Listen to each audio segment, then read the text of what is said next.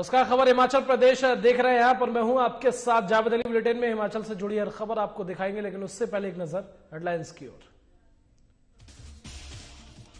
राज्य एकल खिड़की स्वीकृति एवं अनुश्रवण प्राधिकरण की 20वीं बैठक में 19 प्रस्तावों पर मिली स्वीकृति। सीएम की मौजूदगी में हुई बैठक। भारतीय मजदूर संघ ने की मुख्यमंत्री के साथ बैठक। संघ की मांगों पर अध्ययन करके समाधान के दिए निर्देश। संबंधित विभागों को किया गया निर्देशित। शिमला में 2 दिवसीय रोड मैप और developing tourism in Himachal Pradesh conclave का होगा आयोजन। 11-12 दिसंबर को जुटेंगे देश भर से पर्यटक। उपचुनावों में मिली जीत के बाद एक्शन मोड में कांग्रेस। बढ़ती महंगाई के खिलाफ निकाली पदयात्रा। बीजेपी पर साधा निशाना।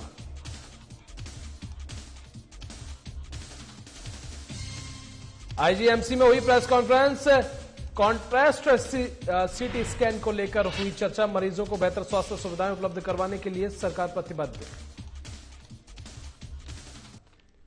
और खबरों की शुरुआत करेंगे। राज्य एकल खिड़की स्वीकृति एवं अनुश्रवण प्राधिकरण की 20वीं बैठक की गई, जहां मुख्यमंत्री जयराम ठाकुर की अध्यक्षता में यह बैठक आयोजित की गई। वहीं इस बैठक में नए औद्योगिक उद्यम स्थापित करने के साथ साथ वर्तमान इकाइयों के विस्तार के 19 प्रस्तावों को स्वीकृति प्रदान की गई, जिसमें लगभग 1376.93 करोड़ रुपए का निवेश प्रस्तावित है, जिससे लगभग 2266 व्यक्तियों को रोजगार मिल सकेगा।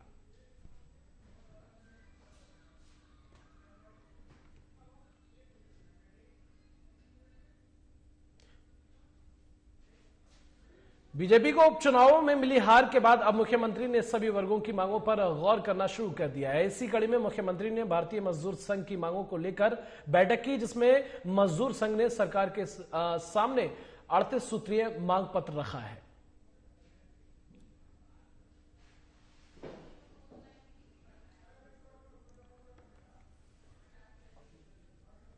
उसमें डिटेल में चर्चा हुई है और हिमाचल प्रदेश में कोविड के मामले कुछ जगह स्कूलों में आए हैं, वो थोड़ा चिंता का विषय है। उसके लिए हमने उसको, जैसे पंडोह में आए हैं, इसके अलावा 1-2 जगह और भी आए। बाकी हम देख रहे हैं कि केसेस, एक्टिव केसेस का नंबर लगातार कम हो रहा है, ऐसी बात भी नहीं है।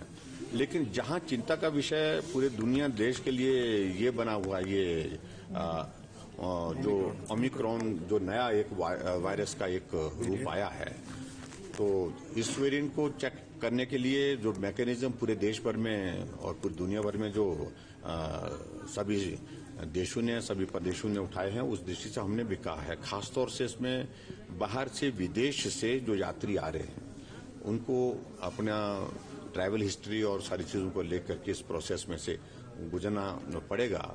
उनकी चेकिंग, उनकी टेस्टिंग जो है वो लाजमी करेंगे। तो इस बात को लेकर के हमने बात की है।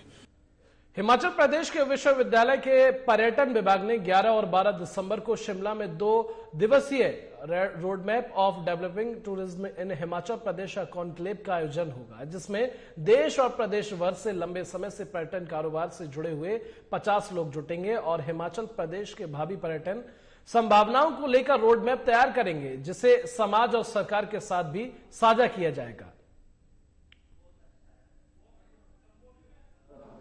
टूरिज्म का कॉन्क्लेव हिमाचल प्रदेश विश्वविद्यालय का इंस्टीट्यूट ऑफ वोकेशनल स्टडीज, जिसके जिम्मे में पर्यटन अध्ययन और विकास का काम है, तो 10 तारीख और 11 तारीख दिसंबर के 2 दिन हम लोग शिमला में ही एक कॉन्क्लेव करेंगे। और इस कॉन्क्लेव का जो थीम है वो है designing road map for future tourism of Himachal प्रदेश।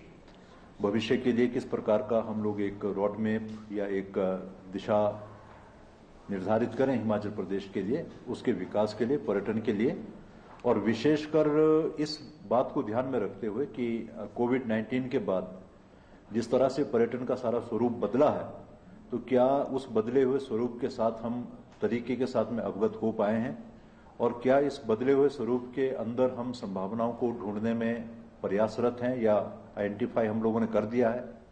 तो उन सारी चीजों के बारे में विस्तार से बातचीत होगी।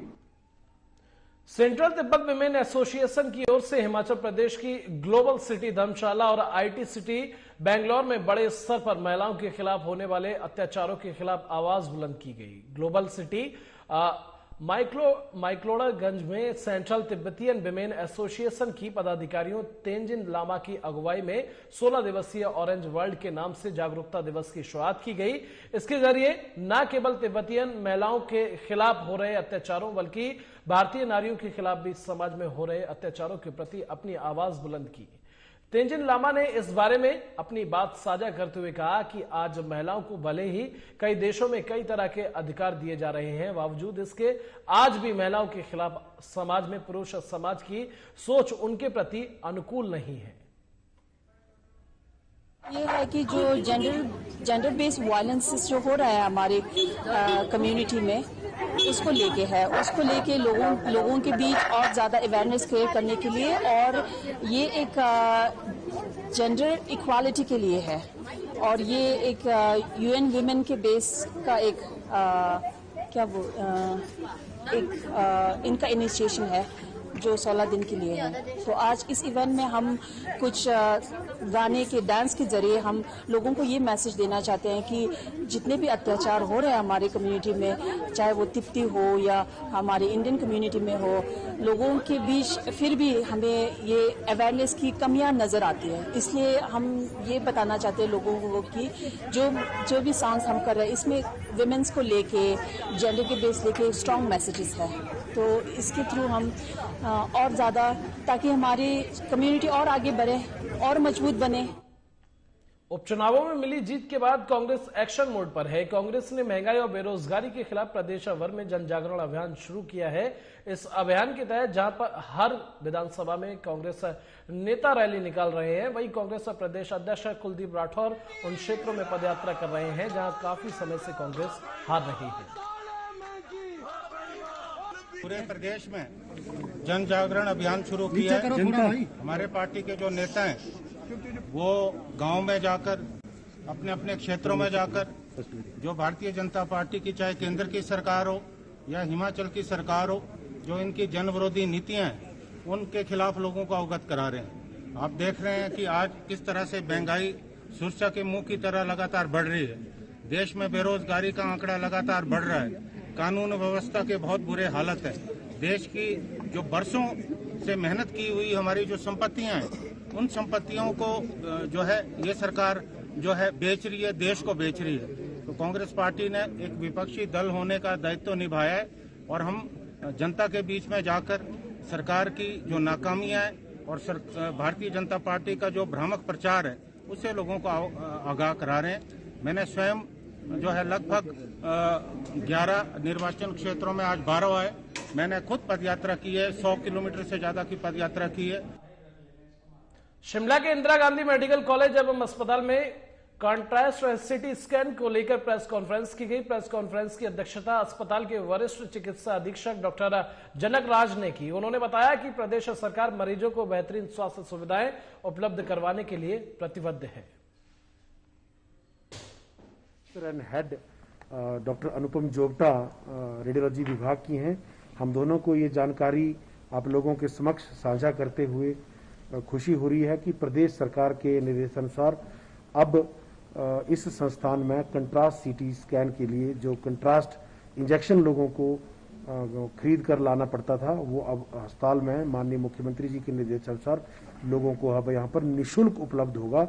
और आने वाले समय में आज से ही इनफैक्ट लोगों को अब कंट्रास्ट के लिए अतिरिक्त पैसे जो हैं वो लगभग 2000 रुपए के करीब वो अब खर्चा नहीं करने पड़ेंगे। और ये प्रदेश के अंदर, इस संस्थान के अंदर आने वाले सब श्रेणी के मरीजों के लिए ये एक सी योजना है। उनकी आय के स्तर से ये योजना का कोई लेना देना नहीं है। इरिस्पेक्टिव ऑफ इकोनॉमिक स्टेटस इस अस्पताल में आने वाले प्रत्येक व्यक्ति के लिए ये कंट्रास्ट निःशुल्क यहाँ पर उपलब्ध होगा। कंट्रास्ट सीटी तो लगभग हर मरीज के लिए हमको करना पड़ता है। ये इंजेक्शन लगाते हैं नस में और उससे जो आपकी मतलब इन अ वे कलर्ड सीटी होता है जैसे उसमें एक, तो वो हम जो मैंने पहले भी बोला 80% पेशेंट्स के लिए हमको ये कंट्रास्ट सीटी करना पड़ता है। उससे बीमारी की बेटर जांच पता चलती है। ये जो नई व्यवस्था अभी हुई उनको होगा, पहले तो सिर्फ जो जिनको जो कैंसर पेशेंट्स हैं या किसी स्कीम के अंडर है उन लोगों को मिलता था। पर अब ये 100% सारे पेशेंट्स को मिले।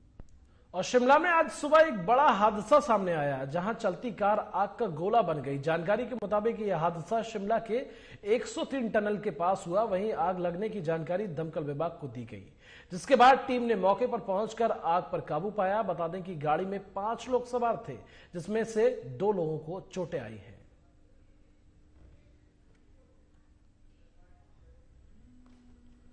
हिमाचल प्रदेश विश्वविद्यालय में पीएचडी में दाखिले को लेकर छात्र संगठन सड़कों पर उतर आए हैं। बता दें कि शनिवार को विश्वविद्यालय में ईसी की बैठक में हिस्सा लेने पहुंचे सदस्यों का घेराव कर पीएचडी में दिए गए दाखिलों को रद्द करने की मांग की जा रही है।